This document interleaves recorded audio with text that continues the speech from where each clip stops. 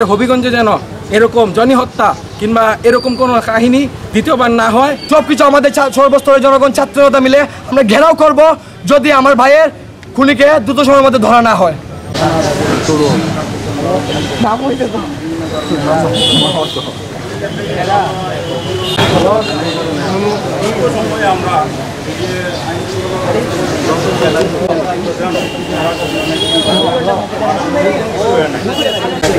তুমি এই মেসেজটা দিয়ে দিও যে আমরা সুন্দর করে। আর তো কারো কোনো কথা নেই ভাইয়া, আমরা ভাই বন্ধু ছোট ভাই বড় ভাই আমরা সকলে মিলে একটা প্রোগ্রাম করছি। আমরা সকলে জানতে চাই আপনাদের তদন্ত আপনারা সেই খুনিকে আমরা দেখতে পারবো।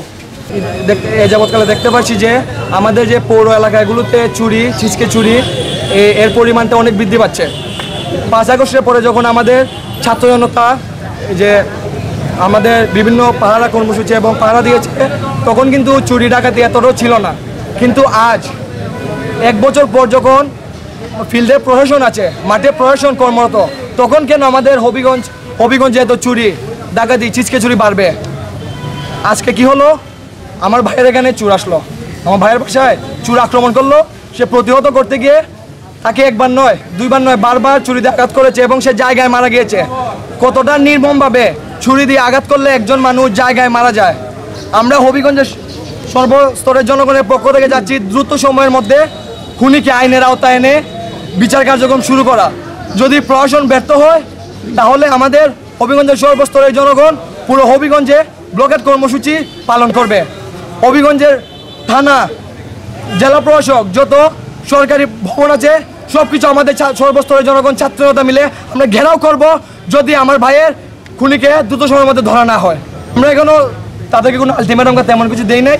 আমরা 1 দিন বা 2 দিন অপেক্ষা করব, তারপরে আমরা পরবর্তী কী হয় আপনারা জানবেন, আমাদের মাধ্যমে আপনাকে জানিয়ে দেবো। আরেকজন ভাই অবগত আছেন আজকে আমাদের হবিগঞ্জের মধ্যে কি হয়ে গেছে না হয়ে গেছে। আমার ছোট ভাই, খুব আদরের ছোট ভাই জনি, ওকে একটা সুসরা চোর বলেন বা ওকে সন্ত্রাসী বলেন, ওকে ছুরিকাঘাত করে হত্যা করেছে। তো আমার প্রশ্ন হচ্ছে যে প্রশাসন আমাদের সারা রাত পাহারা দেয়, আমাদের সারা রাত টহলে থাকে। তো যখন এই কর্মকাণ্ডটা হয়ে গেল, একজন মানুষকে হত্যা করা হলো, একজন মানুষকে হত্যা করা মানে কি নীরবে হত্যা করা? অবশ্যই না। একজন মানুষকে হত্যা করা মানে হচ্ছে অনেক সাউন্ড করে, অনেক এলাকায় জানিয়ে। যদি পুলিশ টহলে থাইকা থাকতো তাহলে পুলিশ তখন কই ছিল? তো আমার কথা একটাই, ওনারা যেন ওনাদের টহল শক্ত করে হবিগঞ্জে যেন এরকম জনি হত্যা কিংবা এরকম কোনো কাহিনী দ্বিতীয়বার না হয়। আর জনি হত্যার বিচার যেন আমরা সর্বোচ্চ পাই। জনি যেমন ওর বাবা ওর মা যেন এটা সর্বোচ্চ বিচার পায়, ওর পরিবার যেন এটা সর্বোচ্চ বিচার পায়, আমরা এটাই দাবি করি। হ্যাঁ বলেন যে স্টুডেন্ট এই বিষয়টা ভাই বলেন। খুবই হৃদয় বিদারক আজকে একটা মুহূর্তে সাক্ষী হলাম। আমরা হবিগঞ্জবাসী আজকে স্তম্ভিত, মর্মাহত।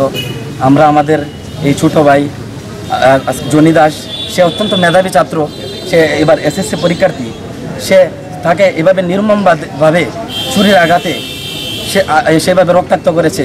আমরা খুবই আতঙ্কিত, মর্মাহত হবিগঞ্জবাসী। আমরা শুধু চাই, আমরা আমাদের ভাইকে হারিয়েছি, একটা পরিবার ধ্বংস হয়ে গেছে। আমরা চাই শুধু যাতে সুষ্ঠু তদন্তের মাধ্যমে যারা এই কর্মকাণ্ডগুলো ঘটিয়েছে, যাতে তাদেরকে 24 ঘন্টার ভিতরে পুলিশ প্রশাসনের সহযোগিতায় যাতে তাদেরকে গ্রেফতার করে আইনের আওতায় আনা হয়, এটাই আমার চাওয়া, আমাদের চাওয়া। যে আমরা কিন্তু প্রতিদিন, তুমি আমাদের দেখলেই বুঝতে পারবো যে আমরা প্রতিদিন কিন্তু 1জন না 2জন চোর প্রতিদিন ধরে আমরা চালান দিচ্ছি প্রতিদিন। মানে এটার কোনো বলার অপেক্ষা রাখে না যে আমরা এই সংক্রান্তে হবিগঞ্জের সবচেয়ে বড় সমস্যা চুরি। আর এই ব্যাপারে আমরা সর্বোচ্চ সতর্ক থাকি এবং চুরি আমরা প্রতিদিন চোর একটা না একটা চোর ধরি। এরকম ইভেন আছে যে এই এলাকার লোকজনও কিন্তু আমাদের সহায়তা করে যথেষ্ট, তারাও ধৈর্য আমাদের সহায়তা করে দেয়, সুপর্দ করে। তো আমরা এই ক্ষেত্রে আমাদের তো আগেও তোমরা সহায়তা করছো, আমরা বিশ্বাস রাখবো, আশা রাখবো, প্রত্যাশা রাখবো যে তোমরা আগের মতোই একসাথে আমাদের সাহায্য সহযোগিতা কইরা তথ্য দিয়া এই অপরাধীদের চিহ্নিত করতে ভালো ভূমিকা রাখবে বলে আমরা প্রত্যাশা করি।